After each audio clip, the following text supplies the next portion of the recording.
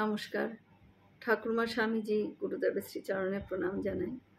আজ ঠাকুরের কালী দর্শন, সেই নিয়ে খানিকটা ব্যাখ্যা করে শোনাচ্ছি। দিনু বলল, হ্যাঁ গা হৃদয় দাদা, আমি দেখলাম গদাই ঠাকুর বিড়বিড় করতে করতে দেওয়ালের গায়ে ঝোলানো বড় খাড়াটা হাতে তুলে নিল গা। কি কাণ্ড যে হবে এবার! তুমি শিগগিরই চলো। দিনুর সঙ্গে দৌড়তে দৌড়তে কালী মন্দিরে পৌঁছল হৃদয়। যা দেখল তাতে তার চোখ মুখ ভয়ে ফ্যাকাশে হয়ে গেল। মন্দিরের সবচেয়ে বড় খাড়াটা তুলে নিয়েছে তার মামা, আর রাগে দুঃখে বেদনায় বিড়বিড় করে বলছে, আরো একটা দিন চলে গেল গা, তুই আসবি নে মা, আসবি নে? দেখ, এই খাড়া দিয়ে আমি আমার গলায় কোপ দেব, দেখি তুই কেমন করে না আসিস। মামা বলে ছুটে গেল হৃদয়, কিন্তু কিছুতেই মন্দিরের ভেতরে ঢুকতে পারল না সে। কে যেন তার পা দুটোকে অবশ করে দিল। প্রাণপণ চেষ্টা করেও সে পারছে না। ভেতরে ততক্ষণে জ্ঞান হারিয়ে লুটিয়ে পড়েছে গদাধর।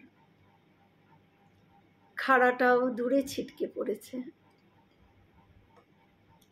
ভয়ে প্রাণপণে কালী নাম জপ করতে করতে মায়ের মুখের দিকে তাকালো হৃদয়। হৃদয়ের মনে হলো মায়ের মুখটা যেন উজ্জ্বল হয়ে উঠেছে, হাসিটা যেন ফেটে পড়ছে চারিদিকে। মায়ের মূর্তিতে প্রাণের সঞ্চার হয়েছে। এই বুঝি সিংহাসন থেকে নেমে দাঁড়ালেন মা। কিন্তু তিনি আর সহ্য করতে পারলেন না। ভয়ে চোখ দুটো বন্ধ করে ফেলল হৃদয়। সেদিন মায়ের মন্দির আলোয় আলোয় ভাসিয়ে মৃন্ময়ী মা চিন্ময়ী হয়ে উঠেছিলেন। সেদিন গদাধর তার কালী মায়ের দর্শন লাভ করেছিল। এবার থেকে গদাধর যেন এক সত্যিকারের শিশু। মা ছাড়া তিনি আর কিছুই জানেন না। জয় শ্রী রামকৃষ্ণ। আমরা সকলে মিলে একসাথে বলি, জয় মহামাই কি জয়, জয় ভগবান শ্রী শ্রী রামকৃষ্ণ দেব কি জয়, জয় স্বামীজি মহারাজ জি কি জয়। হয়তো অনেক ভুল ত্রুটি করলাম, ঠাকুর যেন আমায় ক্ষমা করে দেন। সকলে সুস্থ থাকবেন, আনন্দে থাকবেন।